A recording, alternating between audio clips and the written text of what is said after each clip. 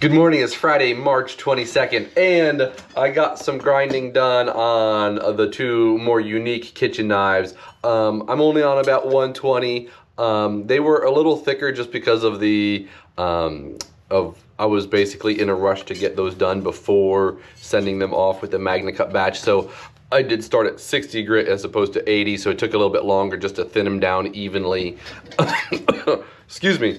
And so I will grind some more on those, but my main focus today will be my April customs. So these are a set of kitchen knives for a couple here locally. I will get those. I just need to get them straightened and then get them ground.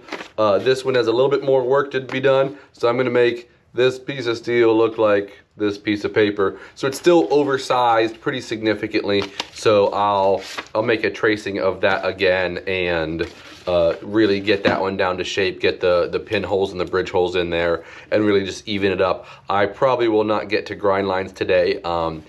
I've been talking to Steven. He thinks there's a tool that will help us do hollow grinds specifically on crim. It's easier. So I'm going to get that tool on order. I do have all of April to get it done, so it's not a huge rush, but it'll be nice to have a different tool that will more easily do those hollow grinds. So there'll be more coming on that as I get more information on it. Otherwise, that's really my day. Here is Daniel with what he's got going on. What's up, everyone? Just to kind of get you caught up with what's going on in my world, I've got the Gyotos down to preliminary shapes. Going to be going ahead and getting these up to grits if I can. Finish the day with hand sanding, something along that nature. I've also got to do one of the cool things with our new favorite tools, the laser engraver. Engrave our brand and my stamp.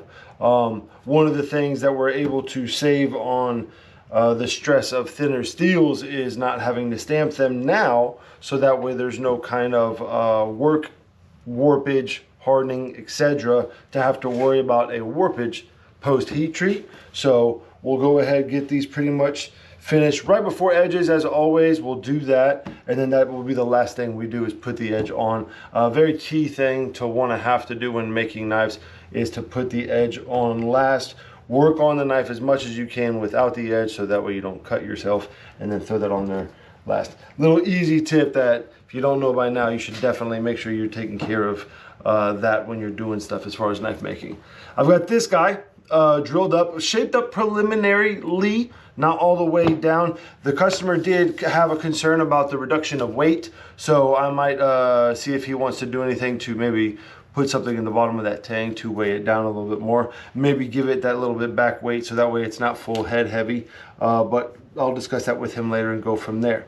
That will be the majority of my day, per usual, as well as whatever else walks in the door. So we are now going to go in our favorite spot with our favorite guy, Russell. What's up, bud? It's good. What are we talking about today? Today we're talking about 3 new Serenity knives that Jake finished up earlier this week. So we have 2 new paring knives. These are both in CPM MagnaCut. And he did pine cone with 2 little liners in there, or there's actually 3 in there. It's a green, white, green, or green, ivory, green. And then he used the green G10 pins as well. Just a great little paring knives. And then his Kiritsuki Gyoto, and he did a laser etch on this one, trying to match the kind of the texture that the pine cone gives, but kind of in a claw fashion.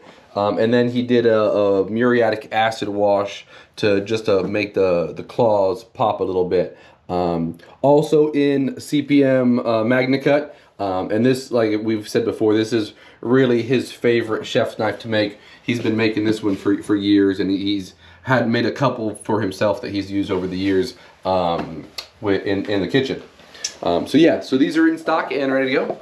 Right on. All right, y'all, we'll wrap it up here and be with you tomorrow to wrap up the week. Peace.